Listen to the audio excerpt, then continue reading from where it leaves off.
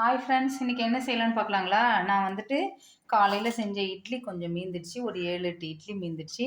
இந்த மாதிரி கட் பண்ணி வச்சுருக்கிறேன். இந்த மாதிரி உங்கள் எந்த சைஸ் வேணாலும் நீங்கள் க்யூபாக வேணால் கூட கட் பண்ணிக்கலாம். எது வேணாலும் பண்ணிக்கலாம். இங்கே பாருங்கள், கடாயில் எண்ணெய் வச்சுருக்கேன். இந்த எண்ணெய் காஞ்சிட்ருக்கு. நல்லா காஞ்சிச்சுன்னா இந்த மாதிரி ஒன்று ஒன்றா அது பாருங்கள் போட்டுருங்க. காஞ்சிச்சு எண்ணெய். கொஞ்சமாக எண்ணெய் வச்சுக்கோங்க. ஒன்று ஒன்றா பொரித்து நம்ம ப்ரௌன் கலரில் வர மாதிரி நீங்கள் எந்த சைஸ் வேணாலும் இது பண்ணிக்கோங்க. இது பொரித்து எடுக்க போகிறோம் நம்ம. ஏன்னா வேஸ்ட்டான இட்லி நம்ம உப்புமாவை செய்வோம், எல்லாம் செய்வோம். எல்லா நாளும் அதே மாதிரி செய்ய முடியாது இல்லைங்களா? குழந்தைங்களுக்கு வந்து ஒரு இதுவாக இருக்கும். இது நல்லா பொரித்து எடுத்துக்கலாம். வேர்கடலை எண்ணெய் தான் ஊற்றிருக்கேன். இது நல்லா காய்க்கும். இங்கே பாருங்கள், இந்த அளவுக்கு வெந்துட்டுருக்கு. உங்களுக்கு இன்னும் கொஞ்சம் ப்ரௌனிஷாக வரணும் நமக்கு. அப்போ தான் நல்லாயிருக்கும் நமக்கு. எல்லாம் சாஸ்லாம் போடும்போது சூப்பராக இருக்கும். ஹோட்டலில் நம்ம சில்லி பரோட்டா அந்த மாதிரிலாம் வாங்குவோம் இல்லைங்களா? அதே தான் இது. அங்கே நம்ம பெரிய கடாயில் வச்சு இது பண்ணுவாங்க. நம்ம வீட்டிலே நம்ம செஞ்சோன்னா நல்லாயிருக்கும்.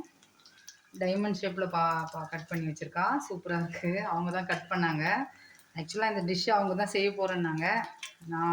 நான் வந்தேன், இல்லை நான் பண்ணித்தரேன் உனக்கு வா அப்படின்னு சொல்லிட்டு. அது வந்து வேகட்டும். பாருங்கள், நல்லா கிறிஸ்பியாக ஆயிடுச்சுங்க ஃப்ரெண்ட்ஸ். இது ஓரளவுக்கு நல்லாவே கலர் மாறிடுச்சு. போதும் நமக்கு இந்த அளவுக்கு. பாருங்கள், ஓரளவுக்கு லைட் ப்ரௌன் வந்துருக்கு பார்த்தீங்களா? இது வந்து நம்ம மேலே எல்லாமே கிறிஸ்பியாக ஆகிடுச்சு. இந்த மாதிரி டைமில் நம்ம எடுத்துடலாம். எடுத்து இந்த மாதிரி ஒரு சட்டியில் நீங்கள் போடும்போதே சத்தம் கேட்கும் பாருங்கள்.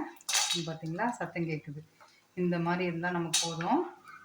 இது எல்லாமே அப்படியே எடுத்துடலாம். அதே மாதிரி எல்லாத்தையும் பொரிச்சிடலாம். நம்ம பொரிச்சிட்டு நான் உங்களுக்கு இங்கே பாருங்கள், எல்லாமே பொரிச்சாச்சு. எப்படி சத்தம் வருது பார்த்தீங்களா, சிப்ஸ் மாதிரி.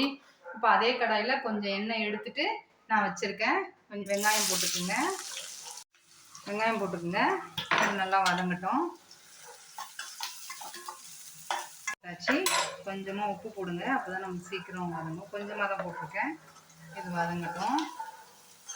இது வீட்டில் ஈஸியாக குழந்தைங்க ஸ்நாக்ஸு லஞ்ச் பாக்ஸ் கூட கொடுத்து அனுப்பலாம். நல்லா தான் இருக்கும். சூடாக சாப்பிட்டாலும் சூப்பராக தான் இருக்கும். கொஞ்சோண்டு இஞ்சி பூண்டு பேஸ்ட் போட்டுக்கோங்க. பாருங்கள், இஞ்சி பூண்டு பேஸ்ட்டும் வதங்கிடுச்சு நமக்கு. இப்போ வந்து தக்காளி, நான் ஒரு மீடியம் சைஸ் தக்காளி, ஒரு 2 தக்காளி எடுத்து கட் பண்ணி வச்சுருக்கிறேன். அதை இதில் போட்டுருங்க. பாருங்கள், நல்லா தக்காளி வதங்கட்டும். பாருங்கள், சோயா சாஸு 2 ஸ்பூன் ஊற்றிக்கோங்க. இந்த 2 ஸ்பூனால் 2 ஸ்பூனு. இன்னும் கொஞ்சம் உப்பு போடலாம். இப்போ வந்து நம்ம மசாலா ஐட்டம் சேர்க்க போகிறோம். தனி மிளகாத்தூள். இது கொஞ்சம் காரமாக இருக்கும் இல்லைங்களா? அதனால இதில் ஒரு 1.5 ஸ்பூன் போடுறேன். குழந்தைங்களுக்காக நம்ம செய்கிறதால கொஞ்சம் காரம் கம்மியாக போட்டுங்க. நான் இதில் 2 ஸ்பூனால் 1 ஸ்பூன் ஃபுல்லாக போட்டிருக்கேன். இது நல்லா வதங்கட்டும். இது வந்து ஜீரா பொடி, இது கரம் மசாலா, இது எல்லாமே இப்போ போட்டுடலாம். பெப்பர் பொடி இருக்குது, அது அப்புறம் போடலாம் லாஸ்ட்டில். கொஞ்சம் மஞ்சத்தூள் போட்டுக்குங்க. கொஞ்சமாக போடுங்க, நிறைய வேண்டாம். இங்கே பாருங்கள், நல்லா வதங்கி வந்திருக்கு. ஓரளவுக்கு எல்லாம் இதுவாகிருக்கு. இப்போ வந்து டொமேட்டோ சாஸ், நல்லா ஒரு டொமேட்டோ சாஸ் இது இந்த கப்பால் ஒரு 3/4 கப்பு ஊற்றிக்குங்க. ஊற்றிட்டு இதெல்லாம் நல்லா கிளறுங்க. நீங்கள் டொமேட்டோ சாஸ் இல்லைன்னா கொஞ்சம் லைட்டாக சர்க்கரை வேணால் கூட சேர்த்துக்குங்க. இப்போ இதில் எல்லாத்தையும் இது சேர்த்துடுங்க. சேர்த்துட்டு கொஞ்சமாக நீங்கள் குடமிளகாய் இதெல்லாம் இருந்தால் கூட போடலாம். என்கிட்ட இல்லைன்றதால நான் சேர்க்கலை. இருக்குதுன்னா சேர்த்துக்கலாம். இது சில்லி இட்லிக்கு வந்து சூப்பராக தான் இருக்கும். பாருங்க, எல்லாத்தையும் அப்படியே மேஷ் பண்ணுங்க. சாரி, நல்லா வந்து இங்கே பாருங்கள், அப்படியே எல்லாம் ஒன்றோட ஒன்று அப்படியே கலக்கணும்.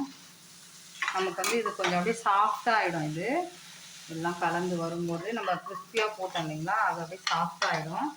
இப்போ வந்து பெப்பர் கொஞ்சம் போட்டுக்கோங்க. இங்கே பாருங்கள் ஃப்ரெண்ட்ஸ், அவ்வளோதான், நல்லா முடிஞ்சிடுச்சு. இது வந்து நம்ம சாப்பிடும்போது கிறிஸ்பியாகவே இருக்கும். கொஞ்சம் ஊற அப்படியே சாஃப்டாகிடும். நம்ம கிறிஸ்பியாக சாப்பிட்டா தான் நம்ம சில்லி பரோட்டாலாம் அப்படியே கிறிஸ்பியாக இருக்கும் பார்த்தீங்களா, சூப்பராக இருக்கும். அந்த மாதிரி காரம் எல்லாம் சேர்த்து அப்படியே சூப்பராக இருக்கும். இப்போ அவ்வளோதான், சர்வ் பண்ண வேண்டியது தான். சில்லி இட்லி ரெடி ஆயிடுச்சு. குழந்தைங்க வந்து ஆசையாக பார்த்த உடனே நமக்கு கலர்ஃபுல்லாக இருக்குது இல்லைங்களா, அப்படியே சாப்பிட ஆரம்பிச்சிருவாங்க. கண்டிப்பாக ட்ரை பண்ணி